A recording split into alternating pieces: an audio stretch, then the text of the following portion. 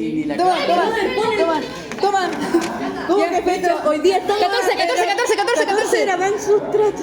Ya, bien, señores, entonces, nosotros hemos revisado. Ay, del 11. Habíamos dicho que el riñón tenía lóbulos, lobulillos. Habíamos explicado el concepto de lobulillo. Y luego habíamos comenzado a revisar la nefrona.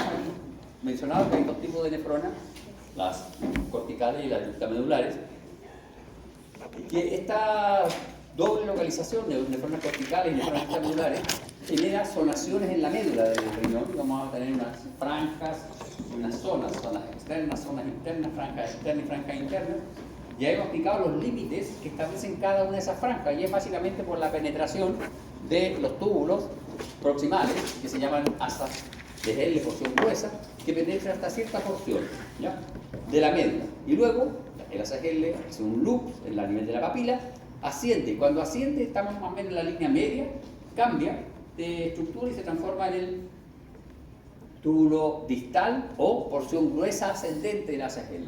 Y esos tubos tienen distintas intensidades de tinción y eso da distintas coloraciones y eso es lo que genera todas estas gradientes. Bien, nosotros ya revisamos esta estructura que era nuestro corpúsculo con su lámina parietal, su espacio urinario, glomérulo, podocitos, células mesangiales. Vimos la funcionalidad de cada uno de ellos y acá hicimos hincapié en la barrera de filtración glomerular.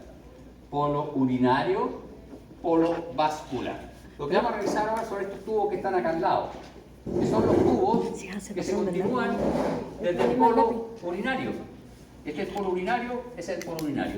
Estos tubos se continúan acá y se llaman túbulo contorneado proximal, túbulo proximal porción recta o porción gruesa descendente del asa L, asa L porción delgada descendente, asa L porción delgada ascendente, porción gruesa ascendente o túbulo distal, túbulo contorneado distal, túbulo conexión y túbulo colector. El túbulo colector, recuerden, no forma parte de nuestra nefrona. Entonces vamos a revisar proximal, ACL y distal. ¿Por qué dice cortical? Y aquí, si ustedes se fijan, hay tubos que son muy eosinófilos, tubos que son medianamente eosinófilos. Los que son muy fuertemente eosinófilos son los proximales y los medianamente eosinófilos son los distales, ¿ya? Y tenemos el túbulo proximal, es el inicio del sistema tubular, la excreción tubular de excreción renal. A él drena el espacio urinario de la cápsula de Bowman, es decir, él está en contacto directo con el espacio urinario del corpúsculo renal. Posee un epitelio cúbico simple con citoplasma granuloso eosinófilo. ¿Por qué el citoplasma se ve granuloso eosinófilo? Se ve eosinófilo porque tiene gran cantidad de proteínas y tiene muchas mitocondrias, y eso es lo que le da el aspecto granuloso. Vean, se ve granuloso, y cuando uno ve por microscopía electrónica ve gran cantidad de estos elementos, y cuando ve con mayor aumento esos elementos son son mitocondrias. ¿Por qué tiene tanta mitocondria? Porque realiza transporte transcelular. ¿Por qué? Porque él reabsorbe gran parte de los elementos del filtrado primario. El filtrado primario es el filtrado que sale aquí, a este espacio urinario es el filtrado primario. Y pasa primero por el túbulo proximal, por eso es su nombre, proximal, ¿ya? Y él tiene que reabsorber todas las azúcares, todas las vitaminas que están en ese filtrado y que nosotros necesitamos. Entonces él se encarga de recuperar eso. Aquí hay una imagen de un corte semifino en donde ustedes pueden ver el calibre de sus microvellosidades para que vean que tiene unas microvellosidades muy desarrolladas, ¿ya? Aquí también se ven microvellosidades muy desarrolladas y tiene repliegues basales. Tiene gran cantidad de microvellosidades, tiene mitocondrias tubulares alargadas y abundantes proyecciones laterales y basales. Si nosotros tenemos que dibujar esta célula, nosotros la dibujamos así.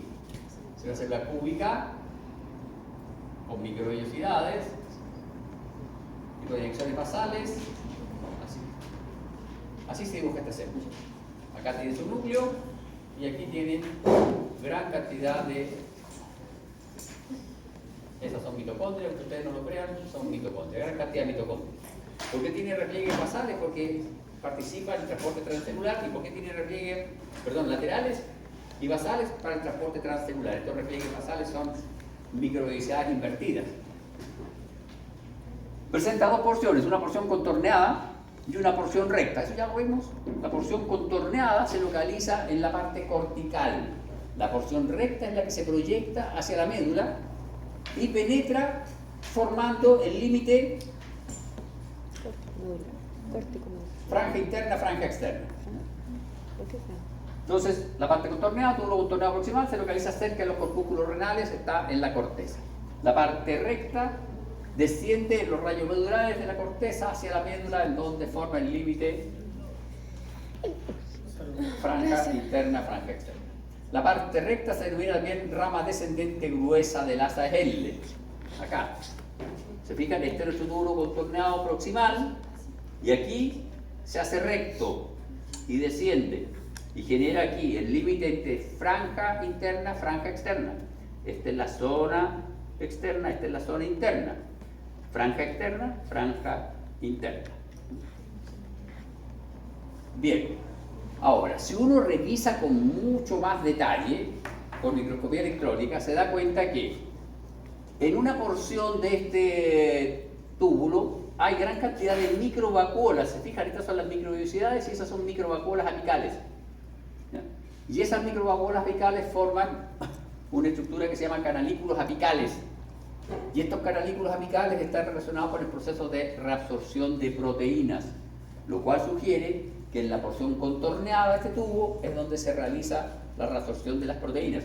Y no en cualquier porción, sino que en la primera porción, que es el segmento S1. Por lo tanto, si nosotros dibujamos acá nuestro tubo, vamos a dejar acá este corpúsculo renal, lo vamos a dibujar así simple, y este es nuestro tubo.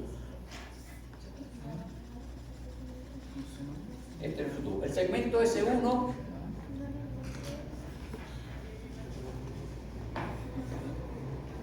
esos son los segmentos, ¿ya? Esos son los segmentos de nuestro tubo. El segmento S1, con este sistema canalicular, reabsorbe las proteínas. Tiene gran desarrollo de las proyecciones laterales y basales y presenta mitocondrias con crestas mitocondriales largas. El segmento S2 posee células cúbicas con menos mitocondrias y menos canalículos apicales, obvio, porque ya todas las proteínas se absorbieron en el segmento S1. Y presenta un poco menos de proyecciones laterales, es menos complejo. El segmento S3 posee células cúbicas bajas y presentan pocas mitocondrias y carecen de canalículos apicales. ¿Qué quiere decir? Que en el segmento S3 ya no se reabsorben proteínas, pero sí se reabsorben vitaminas, muchas vitaminas en el segmento S3.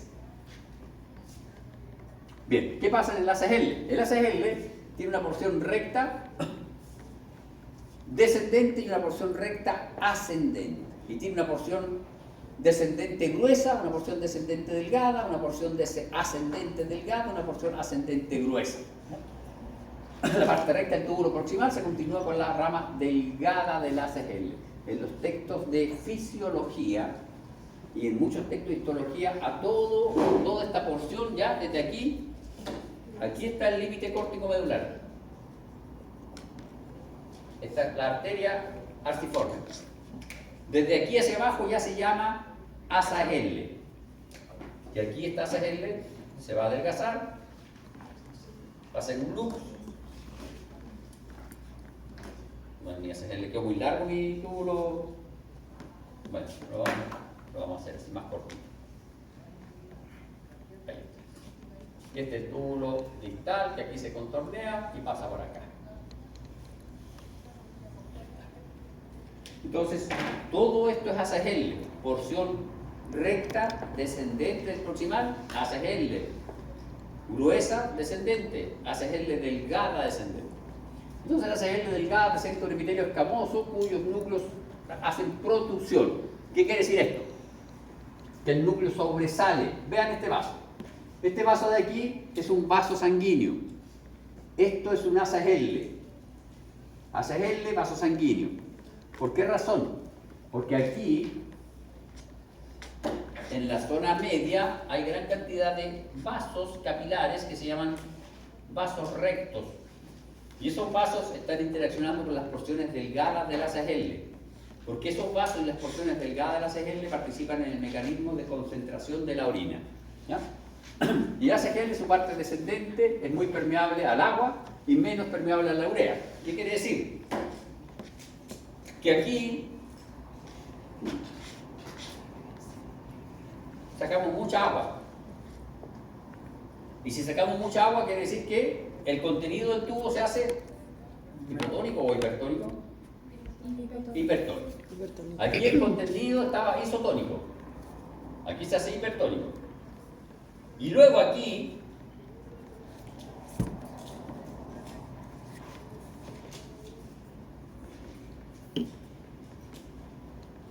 salen sodio, potasio, etc.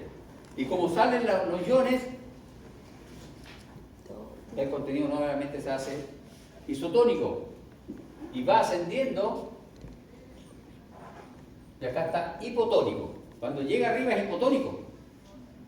Cuando llega aquí a la parte terminal del conducto distal, es hipotónico. Tiene más agua que iones. Y aquí está el túbulo colector.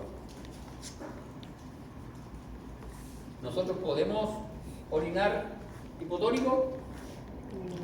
No, porque son 180 litros que filtra al día, o orinaríamos 100 litros. Quedamos secos como momia. No podemos.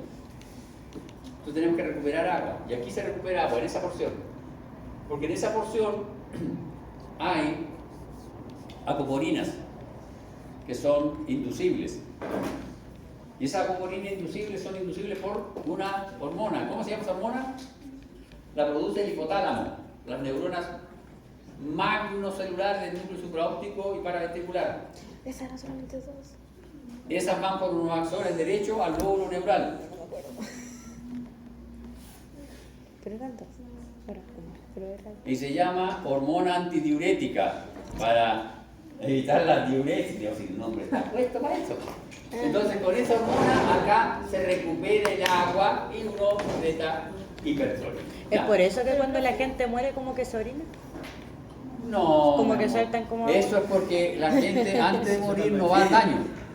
Y tiene la vejiga muy llena de orina. Y cuando tú mueres, se relajan todos los esfínteres. Y hay personas que también defecan, hay personas que eyaculan, etc. Depende de la muerte. ¿Ya? Si tú mueres en un tipo muerte, accidente bruto, puedes defecar, orinarte y eyacular. Sí, Todos que queda un pedazo de los tierra, músculos lisos se contraen involuntariamente. Y los esfínteres que tú controlas se relajan. Profe, una consulta en la parte de S1. ¿Sí? S1. Eso es la parte del túbulo proximal. Proximal, todo S1, Y eso- S2 y S3 es eso el túbulo tónico, proximal. pero eso hizo- Ahora, el problema es que S3 es ACL también. Ya, pero es isotónico. Eso. Isotónico, sí, isotónico. Ya, y la otra que es el hipotónico es el distal. Distal. Ya, entonces tenemos nuestra ACL, tiene en la parte delgada epitelio plano simple, pero en la parte gruesa tiene epitelio cúbico. ¿Ya? La parte delgada tiene epitelio plano simple y los núcleos, ¿se fijan? Protruyen, sobresalen hacia el lumen. La parte descendente es muy permeable al agua y la parte ascendente es menos permeable al agua, pero es más permeable a iones. Ay, no. Túbulo distal. Aquí tenemos, miren. Proximal, proximal, proximal, proximal, distal. Ojo. Distal. Ojo. Distal. Este no. Este es colector. Este es un infiltrado, colector. Ay, no. Distal, distal, distal, distal, proximal, proximal, proximal. ¿Se dan cuenta que hay muchos más proximales? Sí. Son más abundantes los proximales. ¿Y por qué son más abundantes? Porque ellos recuperan las vitaminas, los minerales, las proteínas, etc. Bien, tiene células epiteliales cúbicas bajas con algunas microvelocidades cortas. Entonces, esta célula, la del túbulo distal, si acá tenemos nuestra manosa, la del túbulo distal, igual es cúbica, pero un poco más pequeñita, tiene microvelocidades menos desarrolladas, pero tiene repliegues basales, tiene harto repliegues basales. Y en este caso, las mitocondrias están localizadas preferentemente en la zona basal. La lista ¿Dónde va? Ya, me la entrega, firma joven y me entrega la lista. ¿Ya? Y entonces, tiene epitelio cúbico, pero un poco más bajo, tiene epitelio con menos microvellosidades, menos desarrolladas, pero tiene más repliegues basales y mitocondrias largas localizadas en la parte del estrato basal. ¿Ya? Desde el punto de vista de la eosinofilia, es medianamente eosinofílico.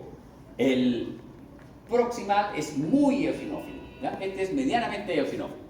Las células cúbicas forman su epitelio y se caracterizan por la abundancia de interdigitaciones basales con gran número de mitocondrias, que es lo que ven aquí. Y en algunos casos, eso le da un cierto aspecto como estrellado, o sea, ranulado así acá en la parte basal de nuestras célulitas. Bien, el túbulo distal también tiene una parte recta y una parte contorneada. La parte recta se continúa con el extremo delgado del asa L y se considera la porción gruesa ascendente del asa L. La parte contorneada del túbulo distal, esta es la importante, porque la parte contorneada se aproxima al corpúsculo renal y muchas veces hace contacto con el polo vascular y se asienta entre la arteriola aferente y la arteriola eferente. Y las células del túbulo distal que hacen contacto con esa porción se modifican y forman, junto con las arteriolas, el aparato yuctaglomerular. Y las células epiteliales del túbulo distal que hacen contacto con las arteriolas se hacen cilíndricas en empalizada, cilíndricas altas quiere decir, y se denominan mácula densa, que es lo que está aquí. Vean este túbulo distal. Túbulo distal. Sube y se posiciona aquí. Aquí está la arteriola aferente y la eferente. Vean estas células, cúbicas bajas. Vean ese núcleo, ovoideo. Es una célula cilíndrica. Estas células de aquí son más altas. Eso es la mácula densa.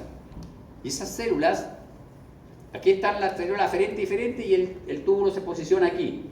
Entonces las células que quedan aquí abajo, en contacto con las células musculares lisas de la pared de esa arteriola, se modifican y se transforman en células de mácula densa. Y las células musculares lisas de las arteriolas se modifican y se transforman en células yuctaglomerulares. Las células yuctaglomerulares tienen renina en su citoplasma. Muchas gracias. Y estas células yuctaglomerulares más la mácula densa forman el aparato yuctaglomerular. ¿Y qué hace el aparato yuctaglomerular? Regula la reabsorción y excreción de sodio y potasio.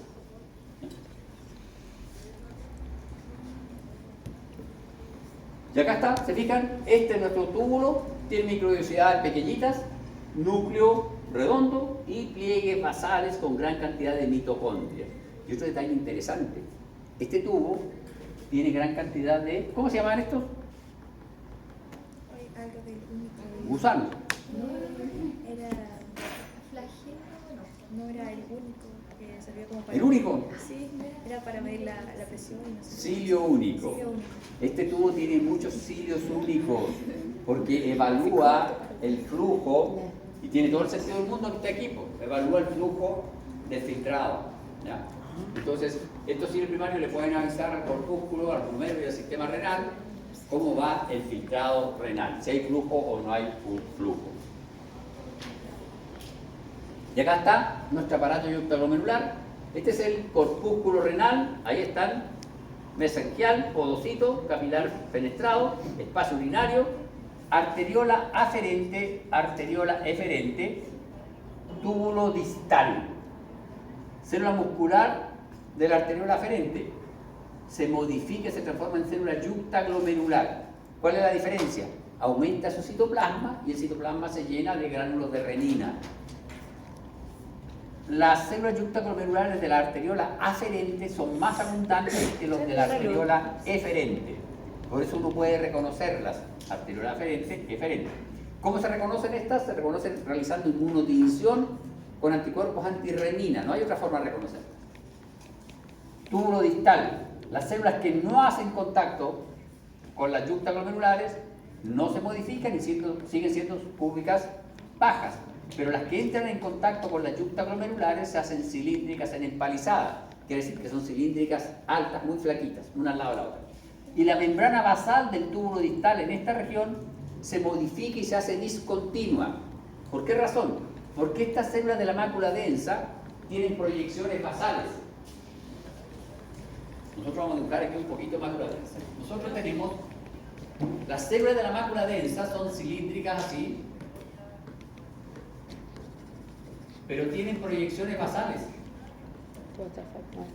Y esas proyecciones basales hacen contacto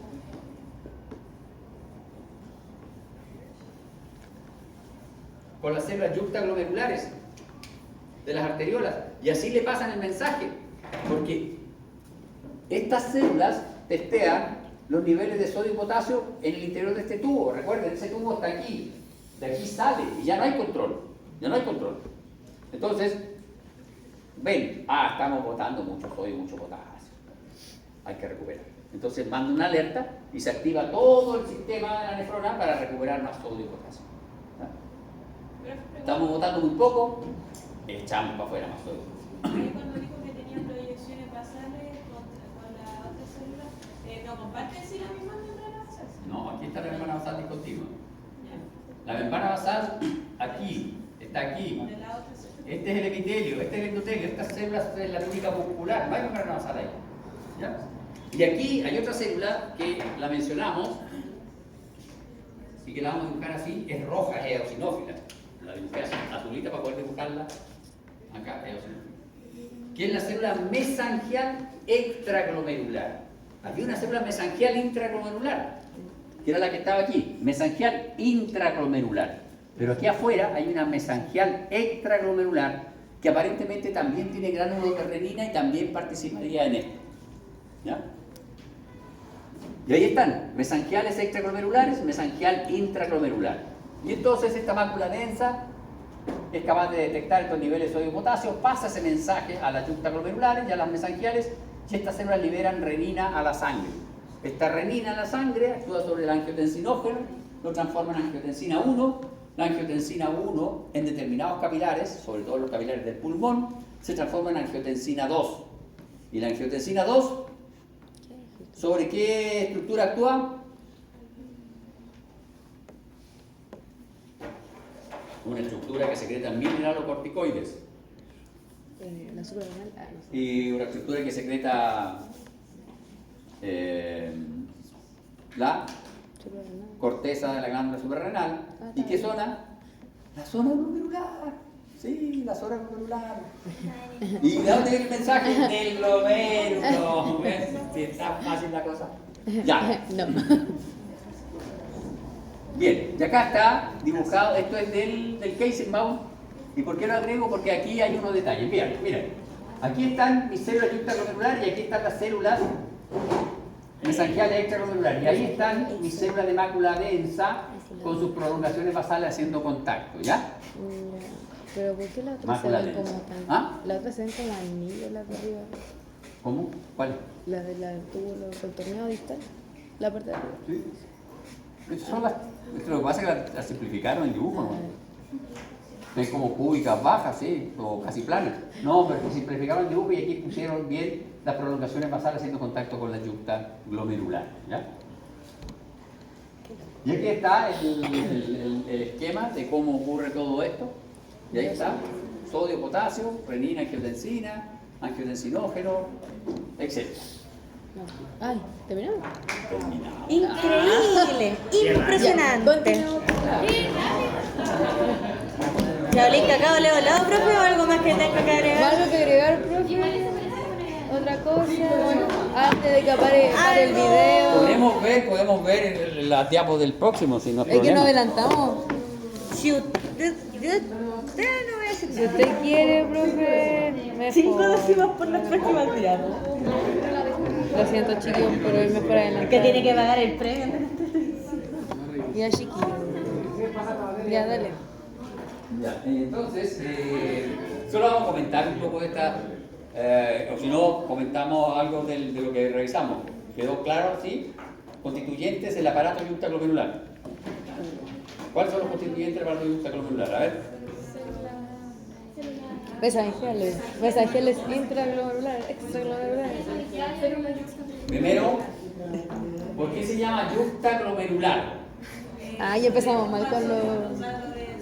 Porque vienen de No, ¿por qué se llama yucta glomerular? Empezamos mal. Si yo desarmo el nombre, inmediatamente sé qué es lo que tengo. Dibújeme el aparato yucta Pero glomerular. es que yo... Es bien fácil. Yo desarmo el nombre, dibújeme el aparato yucta glomerular. Yucta, enzima. Glomérulo, fácil. Hago mi glomérulo y hago una cuestión acá encima. Yucta glomerular. Ya tengo esa parte. Ahora afino un poco. Ya, fin de detalle. Pero esta cuestión estaba en el polo vascular. Entonces pongo mi arteriola. Yucta glomerular, ya que había una célula que se llama mácula densa. Entonces aquí mejoro esto y pongo mi célula de mácula densa. Pero el nombre ya me da una ubicación. Yucta glomerular, encima del glomérulo. Sentado encima del glomérulo. Y no se puede sentar encima del glomérulo porque el glomérulo está dentro del corpúsculo. Entonces, lo único que le queda por sentarse es encima de la arteriola aferente y eferente, que es donde está. ¿Ya? Y luego, claro, tiene que funcionar. ¿Cómo funciona? Con células especiales. ¿Cuáles son? ¿Qué cosas hay ahí? Las células del tubo y las células musculares de las arteriolas. Entonces las células del tubo se tienen que modificar y las células musculares de la arteriola se tienen que modificar. No queda otra posibilidad. ¿Cierto? Aplicar lenguaje español, entendiendo cada una de las palabras. Yo parlo español y entonces yo parlo chileno. Entonces hay que detenerse un poquito y no aprenderse los nombres de memoria. Porque si yo me aprendo, no me detengo a desarmar qué significa esta cuestión, este profe que usa palabras raras. Ya, subtítulo. Aparato microglobal, una cuestión que está encima, sentado encima del glomérulo, del corpúsculo. Y voy a mi nefrona, la única posibilidad de que pasa cerca del corpúsculo por ese lado es el distal. Porque el otro está en el polo urinario, no puede estar en el polo vascular. Porque el proximal está en el polo urinario. Entonces, el ACGL está en la médula. No puede estar en la corteza. No me queda más que ser el distal. ¿Ya? Entonces, veo este mono, estudio la histología, analizando los términos. No me aprendo los términos de memoria, porque si me aprendo los términos de memoria, a la segunda pregunta que hace este caballero, en donde empieza a mezclar los nombres, se me arma una ensalada de nombres y no sé dónde estoy parado. ¿Ya? Entonces, con detención, analizamos las cosas. Y acá, ¿qué teníamos? Nuestro túbulo proximal tenía 3 segmentos. Si yo tengo que dibujar este túbulo proximal para hacer mi resumen, lo que hago yo con mi túbulo proximal es hacer lo siguiente. Pongo este es mi túbulo proximal. Y aquí pongo microvellosidades largas. Aquí pongo microvellosidades más pequeñas. Aquí pongo repliegues laterales y repliegues basales. Aquí pongo muchos repliegues basales. El núcleo siempre fue redondito, relativamente cromatítico. Mitocondrias.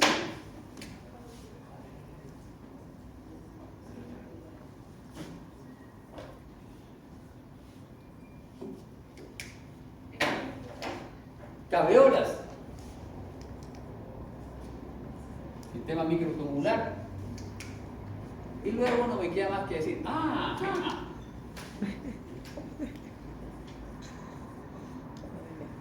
ese es eso. Así se estudia la histología. Así se hacen los diagramas de la histología para ir entendiendo esta cosa. Y así me la aprendo. Con bonitos. ¿Sí? Figuras de microvenocitosis, sistema microtubular. Y así me aprendo este cuento. ¿Pero cómo se llamaba eso que dibujó la azul después de la mitocondria? Figuras de microvenocitosis, sistema microtubular. Son caveolas de microvenocitosis. ¿Ya? Y así me aprendo yo mi túbulo proximal.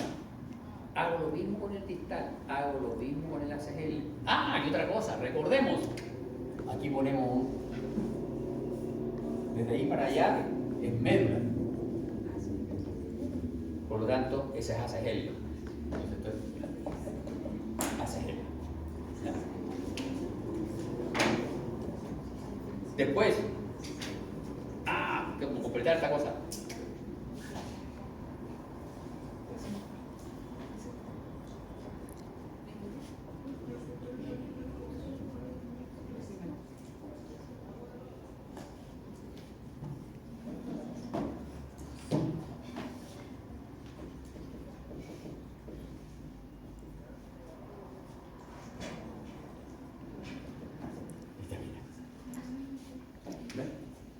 Y así voy completando mi cartoon y voy agregando cositas y voy armando mi mapa conceptual gráfico histológico con todas las cosas de histología. Todo lo puedo transformar así. Hago una línea basal, que en este caso es mi membrana basal, y sobre mi membrana basal dibujo. ¿Por qué? Porque yo sé que estos tubos tienen diferencias en los epitelios. Puedo hacer lo mismo con el ACL. Podemos hacer lo mismo con el ACL. El ACL, tenemos nuestra base acá.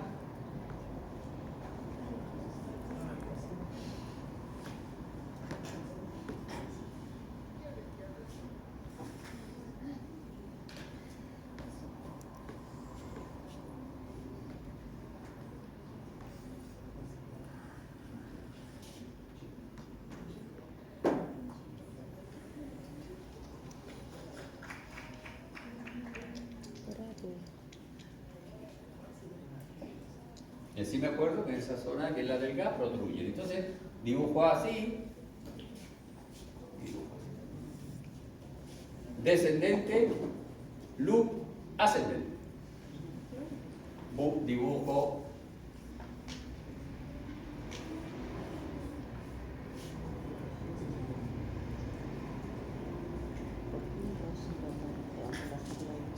Y en este caso salen, no entran.